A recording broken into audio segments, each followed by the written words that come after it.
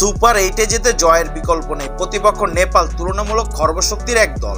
তবে সুপার 8-এ সমীকরণ আছে বলে কিনা এই ম্যাচ ঘিরে আছে বাড়তি উন্মাদনা।